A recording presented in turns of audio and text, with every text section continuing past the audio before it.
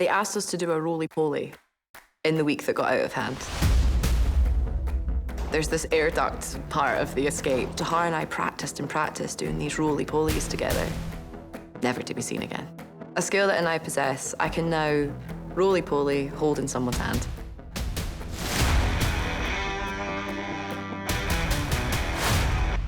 So Prisoner is basically, it's about a young woman who gets herself literally handcuffed to hell, that just, like all great roller coasters, just gets more and more crazy and more insane as the story goes on. Ready?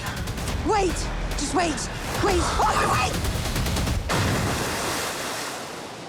This is a small resistance band, which we've turned into a fake handcuff. Eventually, we will have full-blown handcuffs on.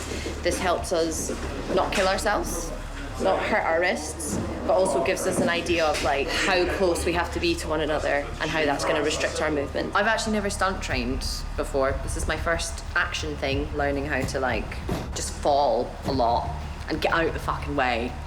Otherwise, no show. We had a great stunt team. You know, they were really professional, inventive, very open to different ideas. Yeah. I'll do that. Yeah. Because it's going to tell another story. I'm afraid that the audience goes oh, she's helping. Yeah, of course. So we're here. So you're here?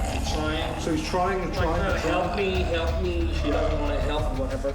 There's a story, there you go. Izuka and Tahar would just get frustrated and just go, let's have the real handcuffs. And the stunt people would go, no, you can't, it's too dangerous. They go, it's fine.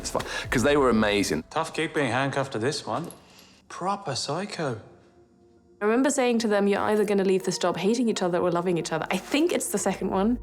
He's taught me loads about commitment, about stamina, about detail, about surrender. It's been such an honor to be handcuffed to him, which is just such a ridiculous thing to say. They were literally forced to spend almost all the time together. I don't think there are many people who could do that, who stay sane and calm. I've seen actors freak out in way less demanding situations, so full respect to both of them. The simplest scene would have to be just so meticulously planned. For example, there's a scene where Amber's taken a bit of shrapnel out of T-Ball's back in the first episode. And the woman who's hunting you, you said that you trained her. Well, you trained her to do what? To kill people. We had to spend a lot of time figuring out, like, what position is Tahar going to be in? How is Izuka going to be realistically getting the shrapnel out of his back in that way? Bruising from the handcuffs is quite brutal. You know, obviously she doesn't want to be in this situation, so she's trying to pull against him a lot of the time. Sometimes those bruises were real. Your standard English handcuff is a pretty unimpressive looking thing. It's just the kind of the old school, porridge link chain thing. And we wanted to sort of design something that felt much more robust. This guy is very dangerous.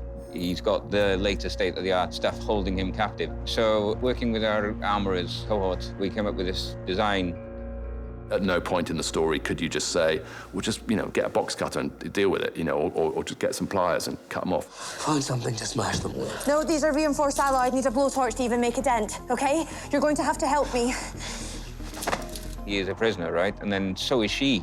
It's a weird kind of toing and froing. She's imprisoned by him as much as he's imprisoned by her. I think the show at its heart is exploring that sense of us as captives to lots of different forces in our lives.